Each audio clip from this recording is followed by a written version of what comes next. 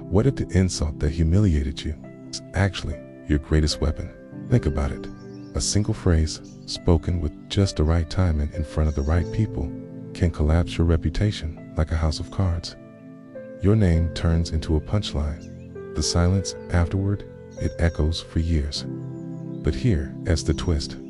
What if humiliation, ISNT destruction, it as ignition? What if the moment someone tries to break you is the exact moment you were meant to rise?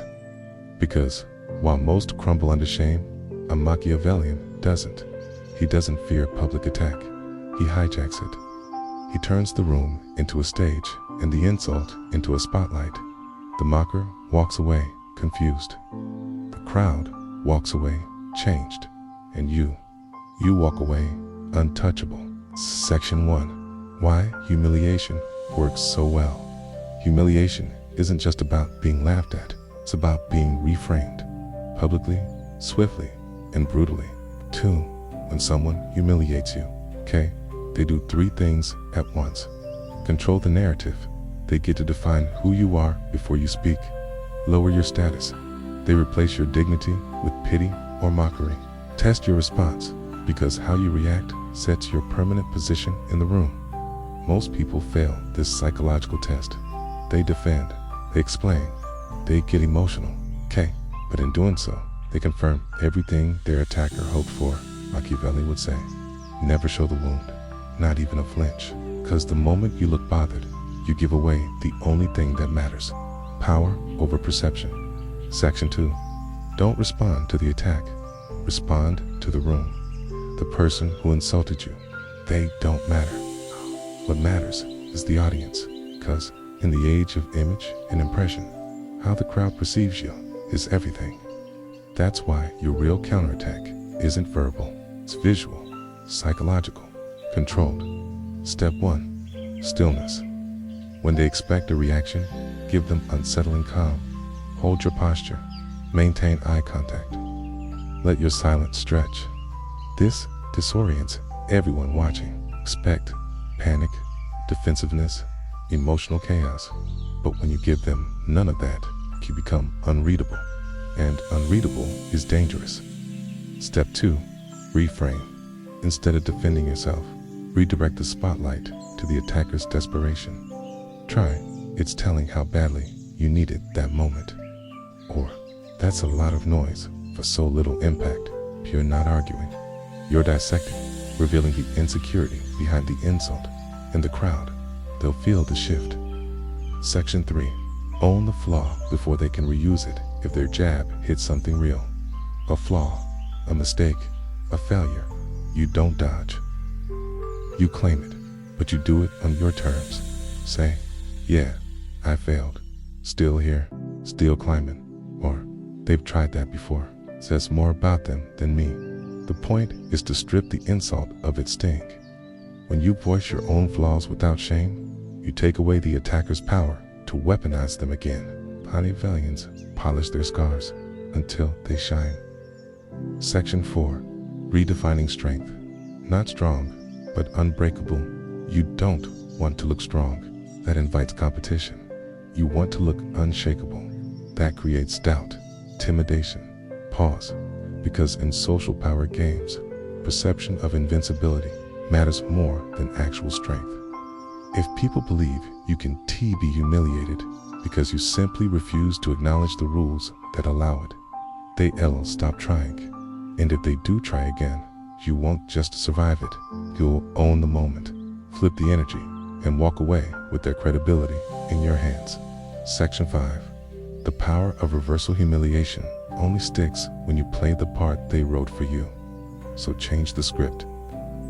Let's say they say, didn't you fail that before, too? Don't flinch, don't defend. Instead, pause and say, you've been carrying that line around for a while, huh? Instantly, the crowd stops looking at you and starts wondering about them. Why did they rehearse this? Why are they so obsessed with your flaws? That's the Machiavellian reversal. You don't deny reality, you frame it. You don't react, you redirect. And most importantly, you don't seek approval, you seize control. Section 6.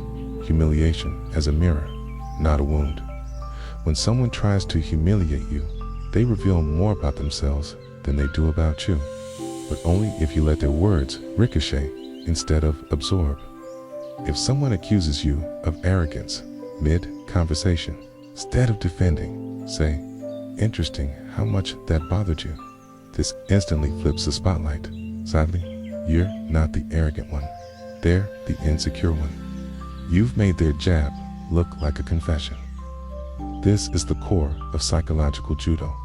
Redirect their force without lifting a finger. Section 7. Nonverbal exclusion. The invisible attack. Not all humiliation is verbal, okay? Sometimes it's in the silence, being talked over, ignored, excluded. The mistake most make is trying to fight for inclusion. Instead, disengage gracefully. Look away. Speak to someone else. Shift your attention like it was never theirs to own. Then, create value in another corner of the room. Make others gravitate toward you. That's the ultimate reversal. They tried to erase you, and now they're watching you become the center. Section 8. When you speak, speak once and make it surgical. Most attackers dig their own grave if you let them talk long enough. Give them rope. Let them feel the spotlight. Okay? Then, just once, interrupt their performance with a single, cold line. You seem really committed to this performance. No anger, no emotion. Okay? Just a scalpel disguised as a sentence. And then, silence. That silence becomes the echo they can't escape. Section 9. The illusion of spontaneity. Destroyed many insults are rehearsed, practiced, crafted. When someone delivers a line like, "Don't worry, you'll get it right eventually," lean in just slightly and smile. That one sounded rehearsed. You've been saving it, huh? You've now broken the illusion of spontaneity and painted them as someone who obsesses over you. Suddenly, the audience feels awkward, not entertained, and the mocker. Okay, they just became the punchline. Section 10. Final rule. Control the frame, own the story. At its core, humiliation is identity warfare. If you let someone else define who you are in public, and you, Dante, resist their version, sticks. Machiavelli knew. Real power isn't in reacting fast. It's in staying grounded while others scramble. When they attack, disrupt the rhythm. When they expect panic, give them stillness. When they want chaos, give them calm. Let them play the fool, because the most unsettling person in any room is the one who doesn't flinch. Not because they don't feel it, but because they've already rewritten the ending.